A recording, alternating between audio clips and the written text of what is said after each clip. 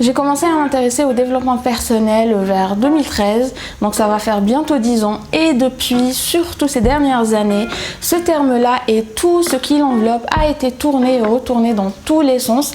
Et on en est aujourd'hui à mettre sur le dos du développement personnel en fait plein de choses alors que ça n'a rien à voir. Et j'en ai très sincèrement marre d'entendre plein de personnes dire du n'importe quoi sur le sujet. Et du coup aujourd'hui j'aimerais vous en parler. Alors le premier point dont j'aimerais vous parler, c'est la notion de la productivité. Alors les gens sur les réseaux sociaux s'en donnent à cœur joie en se lançant dans des discours à but déculpabilisant, en parlant en fait de leur burn-out, de l'importance de se reposer, de l'importance de passer du temps avec les proches, à faire des choses qu'on aime et en incitant en fait les gens à boycotter la productivité. Mais le problème, c'est que la productivité, ça ne veut pas dire faire plus de choses. Ça veut tout simplement dire faire ce que vous avez à faire de manière efficace et optimale afin de libérer du temps justement pour passer du temps avec vos proches, pour faire les choses que vous aimez et vous reposer. Au fond, la quantité de travail ne change pas quand on est productif. C'est juste qu'on optimise son temps et son énergie afin de faire ce travail en moins de temps et de manière beaucoup plus efficace. Pour être plus clair, je vais vous donner un exemple de la même journée, mais en étant productif ou en n'étant pas productif. Donc on va dire que sur ma liste de tâches, j'ai des montages de vidéos à faire, j'ai des courses à faire, je dois prendre ma voiture au lavage pour la faire nettoyer et je dois remplir et envoyer des formulaires très importants. Alors, le montage va me prendre 8 heures parce que mes fichiers ne sont pas organisés, parce que je n'ai pas un plan de montage, parce que ma plateforme n'est pas optimisée pour travailler efficacement et de manière optimale. Je vais prendre ma voiture au lavage, il y a une longue queue, je dois attendre, ça m'énerve. Ensuite, je vais faire mes courses, j'oublie la moitié de ce que je devais acheter parce que j'ai pas pris ma liste de courses avec moi. Et puis, mine de rien, on est déjà à la fin de la journée. Et j'ai oublié de remplir et d'envoyer mes formulaires, donc je dois faire ça aussi parce que c'est important et c'est urgent. Donc on va dire qu'il est 22 h, j'ai accompli tout ce que j'avais à accomplir, mais je suis exténuée et frustrée et je ne me sens pas satisfaite de ma journée, même si techniquement j'ai accompli tout ce que j'avais à faire.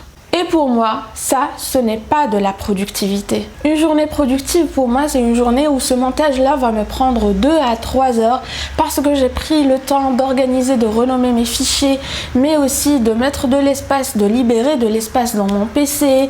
J'ai pris le temps de mettre en place des raccourcis qui vont me faciliter le travail et plein d'autres paramètres personnalisés qui vont me permettre de travailler de manière beaucoup plus facile et beaucoup plus efficace. Ensuite, je vais aller au lavage des voitures.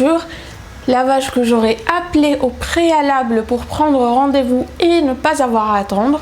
Je leur laisse la voiture et je vais entre-temps faire mes courses munis de ma liste de courses pour ne rien oublier. Quant aux formulaires, ils ont été remplis et envoyés en premier avant que je ne commence à faire quoi que ce soit d'autre parce que c'est urgent et important et donc c'est ma priorité de la journée. Donc me voilà en fin d'après-midi ayant accompli tout ce que j'avais à faire avec un minimum de frustration et le reste de ma journée en temps libre pour faire tout ce que je veux.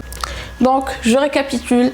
Être productif, ça veut dire travailler de manière efficace et optimale justement pour libérer du temps, pour faire ce qu'on aimerait faire et non pas faire plus de choses.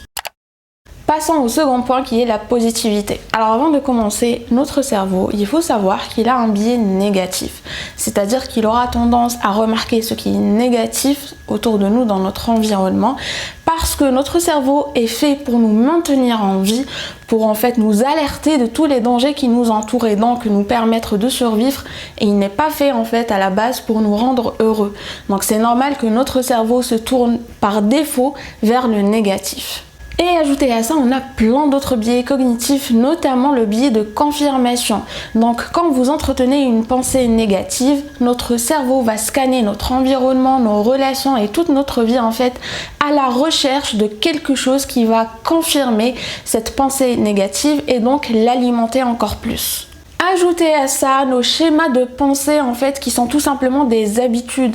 Si vous avez l'habitude d'avoir des pensées négatives, eh bien ça va devenir un automatisme et cet automatisme là de schémas négatifs qui sont dans votre cerveau, dans votre mental, va affecter vos émotions, votre vie, vos interactions, vos relations, comment on voit les choses, comment on agit, comment on interagit et comment on répond à toutes les situations de la vie. Donc par défaut, notre cerveau nous fait baigner dans la négativité parce que voilà, il cherche juste à nous protéger.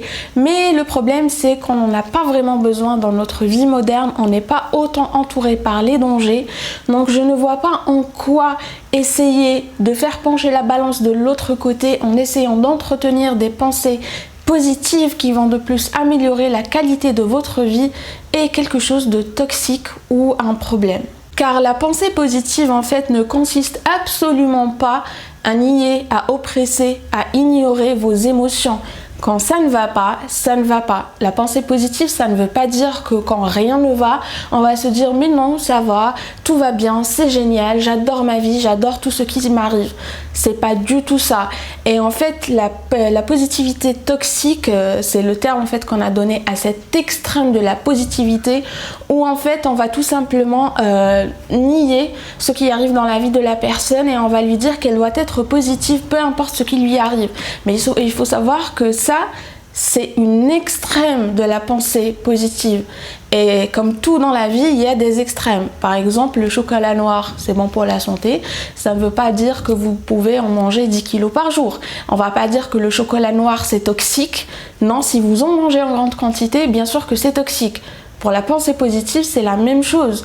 Si dans votre journée, dans votre quotidien, il ne se passe rien de dramatique, vous avez juste des petits inconvénients au cours de votre journée, ou bien il ne se passe absolument rien de particulier, je ne vois pas pourquoi vous allez entretenir en fait ces pensées négatives dans votre cerveau.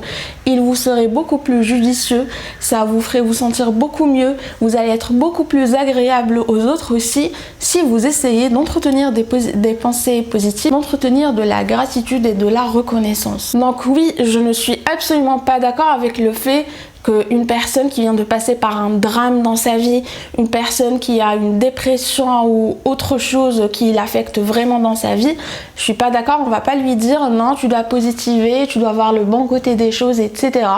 Mais une personne lambda qui n'a juste que des inconvénients de la vie qu'on a tous dans notre vie, des petits soucis par-ci par-là, en fait rester focalisé sur le problème, ressasser, broyer du noir, extrapoler, faire des suppositions et être tout le temps dans ces schémas de pensée négatifs, en fait je ne vois pas en quoi ça va vous aider justement à régler ces petits soucis ou à régler vos problèmes. Donc j'insiste vraiment, mais je tiens à préciser, la pensée positive, ce n'est pas accepter des choses inacceptables, ce n'est pas ignorer et nier ses sentiments, ses émotions, ce qu'on ressent, son intuition, mais plutôt garder des fonds en fait. Vous savez, cette voix qui est tout le temps dans votre tête, qui vous parle tout le temps, on a un monologue interne incessant.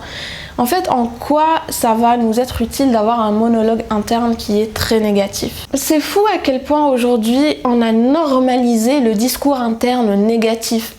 Pour nous, c'est tout à fait normal si une personne se dit « je suis moche, je suis stupide, je suis une bonne à rien, je ne sais rien faire, je suis nulle, je ne vais jamais y arriver, je suis faible ». Mais par contre, ce n'est pas du tout normal et on va trouver ça très vaniteux, très orgueilleux si une personne se dit « je suis forte, je suis intelligente, je suis belle, je suis gentille, je suis douce, j'en suis capable, je suis courageuse ». Vous ne trouvez pas ça bizarre qu'une personne, par exemple, positive dans le sens où elle veut sortir avec ses copines et il va pleuvoir et au lieu d'en faire tout un drame et de faire sa victime et ça ne lui arrive qu'à elle et machin chose, elle va en fait détourner la situation, elle va s'amuser sous la pluie avec ses copines, elle va essayer en fait d'alléger l'humeur de tout le monde et on va dire ah non ça c'est de la positivité toxique, voilà c'est des personnes qui essaient de voir le bon côté des choses tout le temps même quand il n'y a pas de bon côté des choses. Mais par contre une personne négative qui se dit tout le temps des choses très toxiques à elle-même, qui va broyer du noir tout le temps, qui va être la victime pour un oui, pour un an, ça on n'appelle pas ça par contre de la négativité toxique. Et moi je trouve que c'est pas normal. À la base, je comptais vous parler de plein d'autres notions qui ont été comme ça sorties de leur contexte, déformées, tirées aux extrêmes pour être ensuite dénoncées et critiquées. Mais je pense que je vais m'arrêter là, sinon la vidéo sera trop longue. Et ces derniers temps, je vous ai posté de longues vidéos et j'ai l'impression que ça ne vous plaît pas trop. Donc j'aimerais que celle-ci soit courte. Mais si vous voulez que je continue un petit peu cette série où je vous parle de ces notions du développement personnel qui ont été déformées, dites-le moi, je serais ravie de vous faire d'autres vidéos. D'ailleurs, dites-moi quel genre de vidéo en général vous voulez voir sur ma chaîne. Et du coup voilà, c'est juste que je trouve ça vraiment dommage qu'aujourd'hui plein de personnes sont en train de critiquer quelque chose qu'ils ne comprennent même pas à la base. Des fois j'hallucine quand j'entends des gens dire certaines choses.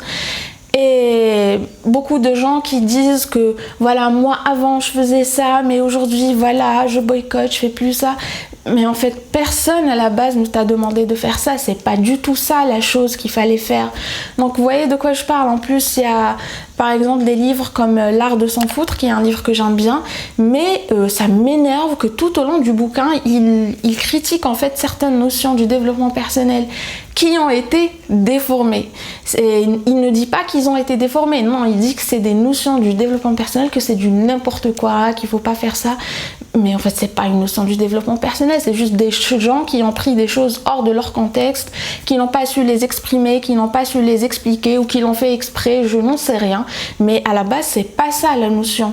Donc, je trouve vraiment ça dommage parce que le développement personnel, c'est quelque chose qui peut vraiment vous aider à améliorer la qualité de votre vie. Je trouve ça dommage qu'il y ait autant de gens aujourd'hui qui essayent de dissuader d'autres de se mettre au développement personnel, étant donné qu'en plus le développement personnel a un éventail énormissime dans tous les aspects de votre vie. Par exemple, là je vois le livre Pourquoi nous dormons. Pour moi c'est un livre de développement personnel. C'est un livre scientifique certes, mais je le lis comme étant un livre de développement personnel parce que c'est un livre qui va m'en apprendre des choses sur le sommeil, ce qui va améliorer ma qualité de sommeil, ce qui va indubitablement améliorer la qualité de ma vie. Donc vraiment le développement personnel a une infinité d'aspects et de choses à vous apporter dans la vie et c'est vraiment dommage qu'il y a plein de gens aujourd'hui qui dissuadent d'autres gens d'avoir ces outils là tout simplement.